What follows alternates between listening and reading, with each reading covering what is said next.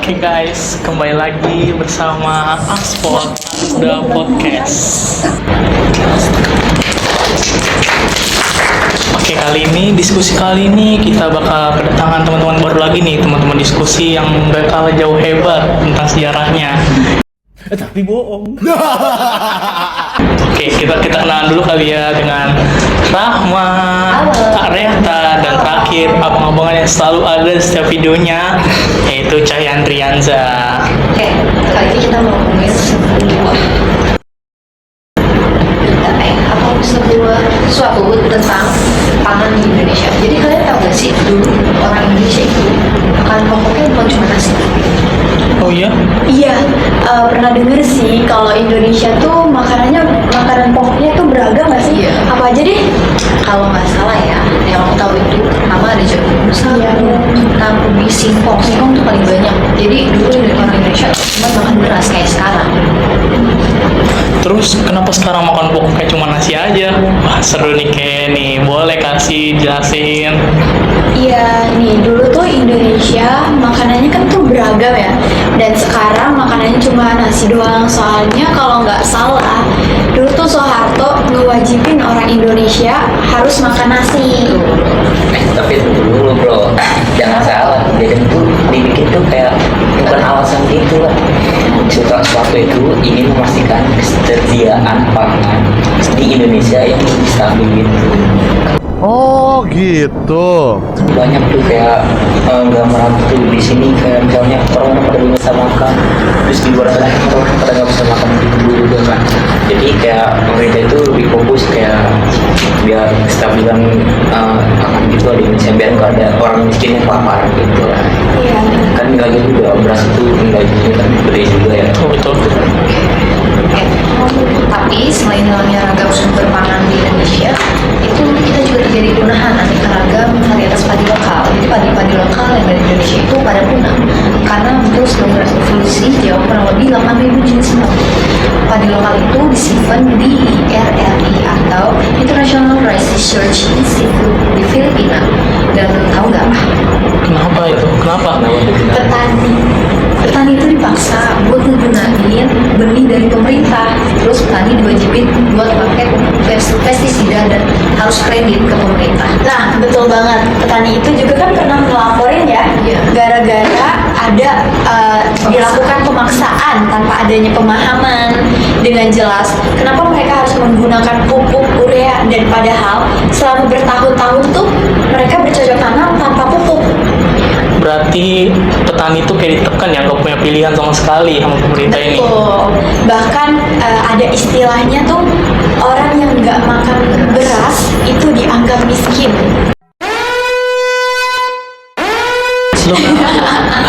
Kenapa? Loh, kok bisa sih orang yang nggak makan beras tuh dibilang miskin? Parah banget kayaknya. Astaghfirullahaladzim.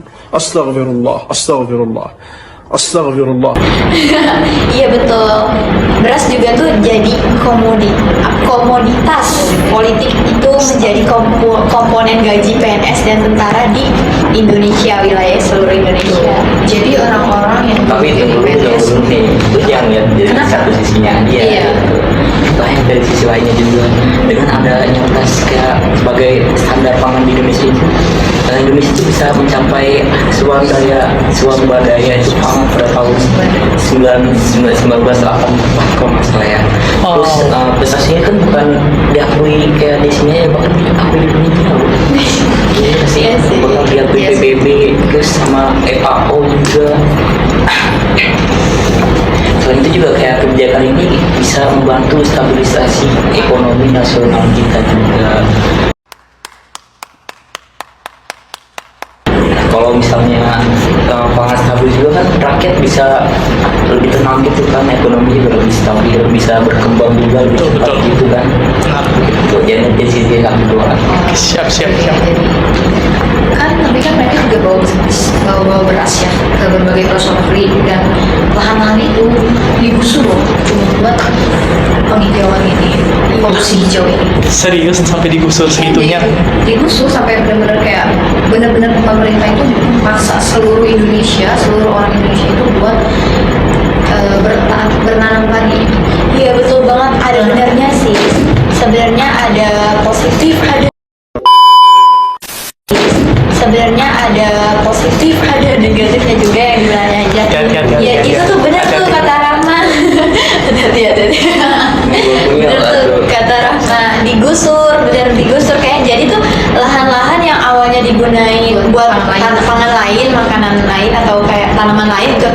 jadi padi semua gitu. Jadi semua lahan-lahan jadi padi semua, tanaman padi semua. Tapi ini juga tuh ada hubungannya loh Kak sama ekonomi Indonesia di zaman Soeharto. Jadi ada swasembada pangan ini pada inkorporasi ini, jadi ekonomi negara kita stabil. Kenapa? Karena negara kita bisa memenuhi kebutuhan pangannya tanpa perlu ekspor dari luar negeri. Jadi ibaratnya kalau kita nggak perlu impor beras, jadi kita nggak perlu mengeluarkan uang. Sedangkan kita waktu itu untuk memenuhi aja udah cukup, jadi nggak perlu ngeluarin banyak dana. Nah di situ ada kemajuan ekonomi, tapi ada ketimpangan sosial nih gara-gara itu. Kenapa? Pertama, petani itu kan petani itu banyak jenisnya. Ada petani kecil, ada petani yang besar. Yang dimana petani kecil ini digantungin sama pemerintah, jadi mereka bergantung, mereka butuh pemerintah banget. Sedangkan petani besar yang punya akses atau punya uang itu lebih mudah buat mendapatkan teknologi dari pertanian modern. Jadi di revolusi hijau ini tuh ibaratnya gini, seluruh petani disuruh menanam yang tadinya mereka nanam nggak perlu pakai pupuk, tapi di pasar pakai pupuk agar lebih cepat nanamnya.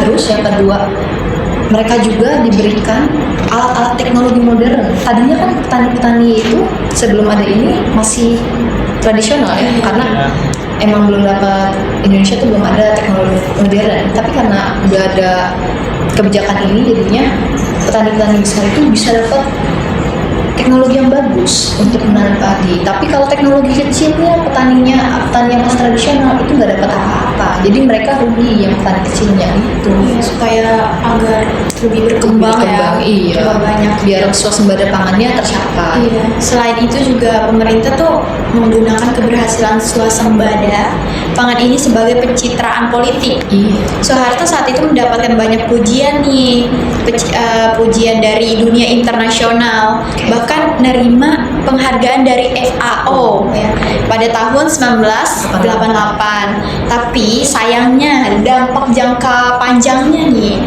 kurang diperhitungkan gitu loh, ketergantungan petani pada pupuk kimia dan teknologi modern yang bikin mereka kesulitan kalau harga pupuknya itu naik atau kalau ada masalah dengan suplai benih unggulnya. Iya sih, emang ya kayak ada modern kimia juga. Tapi kita bisa menentukan juga dengan keberhasilannya, dengan kebijakan ini juga Indonesia bisa mandiri dalam hal pangan juga kan. Jadi ketergantungan pada pangan lokal yang lain juga kan. Betul sih. Jadi kayak mana banyak daerah yang melakukan kebakaran karena ini apa namanya tergantung pada orang yang lain juga. Terus emang sih kayak suatu itu memang keras ya, tapi kan hasilnya nyata juga kan, berhasil juga kan. Jadi jangan disibukkan dengan negatifnya, kita cari positifnya juga. Indonesia juga bisa mengekspor beras juga kan, lebih banyak beras. Tapi dulu ininya. Oke, ternyata swasembada pangan itu punya dua sisi ya. Yang pertama pasti sisi yang bagus sama sisi yang buruknya. Yang bagusnya Indonesia bisa memenuhi kebutuhan pangan sendiri, tapi di sisi lain dampak ekonomi dan sosial bisa diabaikan teman-teman. betul banget. Makanya penting buat kita tahu sejarah ini dengan lebih kritis. Betul. Oke, sebelumnya kita boleh push dulu buat teman-teman kita. Terima kasih karena mau hadir di sini, mau ikut diskusi di sini tentang swasembada pangan yang bikin kita tuh nambah wawasan gitu tentang kenapa sih kita harus makan nasi, kenapa kita makan pokoknya nasi. Oke, segitu aja sih diskusinya. Seperti biasa, yang ambil, yang diambil, yang baca diambil, yang Aduh, gimana sih hostnya ini? Sampai jumpa di video selanjutnya dengan topik-topik yang menarik dan juga pasti terapi. Sampai jumpa. Oke guys, kembali lagi di Hanspot Anosda Podcast. Kali ini bersama host ketiga yaitu gue Aulia Priyanti. Di sisi diskusi kali ini gue nggak sendirian nih, gue kayak lo pada yang masih pada jomblo. Kali ini gue sama teman gue Mariana Rafli Halo guys. dan Cahyan Dianjara. Halo guys. Oke, sebelumnya kita ucapin terima kasih dulu ya sama Aul. Terima kasih, Aul. Kita udah diundang nih buat sesi diskusi ini di Anos The Podcast buat apa sih yang bakal jadi bahan diskusi nih, karena kemarin dia bilangnya tuh kayak penting gitu, kayak menarik gitu. Katanya menarik banget sih. Ya, santai dulu gak sih? Santai. Buru-buru banget nih kayaknya. Ah iya, gue liat kemarin lu bikin produk ya? Apa sih namanya? Lupa deh. Oh, mendem. Nah, mendem dimsum kan itu? Betul yo, bener banget. Rumah tuh satu kan boleh kali itu diwaci. Siap. Ya, Lagi rame-rame banget tuh kayaknya. Tenang, Iya, nanti banget sih. nanti Iya, enak. ada di belakang lah kita. Gue udah siapin buat lu berdua nanti di belakang. Oke, jadi Kira-kira- gua dua ya, gua dua. Siap. Kira-kira ada chance gak nih kita berdua buat kerja sama gitu lah? Wah, Gimana? Agak ya, tapi mantap sih. Boleh nanti kita obrolin di belakang. Tenang. Oke. Kok pas banget ya sama pembahasan yang gue bilang sama lo kemarin itu? oh yang itu ya soal PMA dan PMDN itu ya? Iya. Iya nggak sih kalau nggak salah? Ya, bener banget itu. Nah, itu deh. Tapi ngomong-ngomong nih ya, tahu nggak sih sejarah tentang PMA sama PMD itu? Oh, kayaknya sih bisa ya kita jelasin sedikit nih. Nah, jadi kita harus tahu dulu nih PMA sama PMDN itu apa. PMA itu penanaman modal asing dan PMDN itu penanaman modal dalam negeri. Oh alah, bisa dijelasin nggak lebih lengkapnya gitu gimana?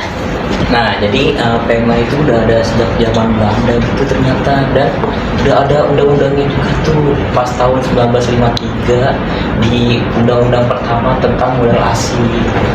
Sebenarnya ya masih ada beberapa waktu lah buat pembuatan undang-undang ini, karena kayak sempat mengalami pembubaran yang dikarenakan investasi asing ini malah bikin rugi gitu, jadi kayak nggak menguntungkan lah gitu kan.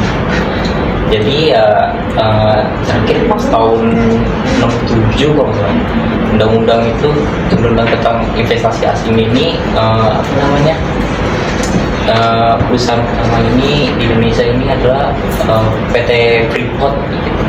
Itu kayak sejarah singkatnya gitulah. Kalau nggak salah tuh tujuan PMA itu sendiri berarti buat dapetin modal asing ya? Kayak buat memperlancar kegiatan ekonomi, sama jangan lupa buat memperluas lapangan pekerjaan. Pasti buat rakyat Indonesia dong. Nah, tujuannya sih bagus banget ya dengan ada PMA ini, apalagi udah ada legalitasnya nih dengan ada undang-undang. Oh iya, tadi Anjel kok bilang undang-undangnya itu Undang-Undang PMA nomor 1 tahun 1967. Nah itu tuh. Oke, kita udah bahas PMA nih. Kita lanjut ke PMDN nggak sih? Oh iya, diminum dulu dong. Minum. Oke, Siap. Haus ini tuh. Mantap. Semangat. Oke, siap. Oke, kita lanjut ya. Oke. PMDN itu ya modal dalam negeri yang dimana pasti ada undang-undangnya juga nih. Biar kelihatan legislasinya, yaitu UU nomor 6 pada tahun 1968. Tapi gue masih bingung deh, apa sih perbedaannya PMA sama PMDN itu? Ya, dibilang beda ya pasti beda ya. Oke, gue bakal sebutin beberapa perbedaan PMA sama PMDN. Yang pertama, yang pasti pokok pemilikan PMA itu 100% dimiliki sama perusahaan asing, yaitu orang-orang luar negeri. Sedangkan kalau PMDN itu dimiliki oleh perseorangan Indonesia atau negara Indonesia itu sendiri. Yang kedua, perizinannya udah pasti. Kalau PMA perizinan lebih kompleks lah, lebih sulit lah, bakal dipersulit mungkin dengan modal yang harus ditanam itu harus sekian. Terus juga kalau sedangkan PMDN itu persyaratannya sama aja, tapi dengan luas lebih kecil. Dan terakhir, sektor yang dibatasi. PMA itu nggak bisa tuh invest di semua bidang, entah pertahanan, pasti ada aja yang dibatasi karena buat meminimalisir adanya permasalahannya gitu. Sementara PMDN semua itu bisa diinvest, tapi dengan syarat itu harus dari keputusan pemerintah seperti itu. Aduh, gila, kita bahasnya sampai begitunya. Pusing juga ya kira-kira. Buat pembahasan terakhir kali ini ya, ada nggak sih perusahaan yang nanganin kayak PMA gitu? Sama buat sekarang apa aja perusahaan yang invest di Indonesia? Oke ya, karena ini pertanyaan terakhir ya buat perusahaan yang nanganin TMA gitu, itu namanya itu kayak KPPA, kantor perwakilan perusahaan asing, yang tugasnya itu kayak ngurus semua bisnis di namanya di Indonesia gitu lah, kayak perusahaan yang invest gitu, terus kayak perusahaan apa saja yang masih bisa invest sampai sekarang di Indonesia itu. Terus kayak ada contohnya itu perusahaan di Indonesia itu invest itu kayak Unilever, Astra, AM Sampurna, dan masih banyak lagi lah gitu. Banyak banget ya, Banyak berarti banget. Pasti mantap nih. Nggak bisa disebutin sih. Iya betul.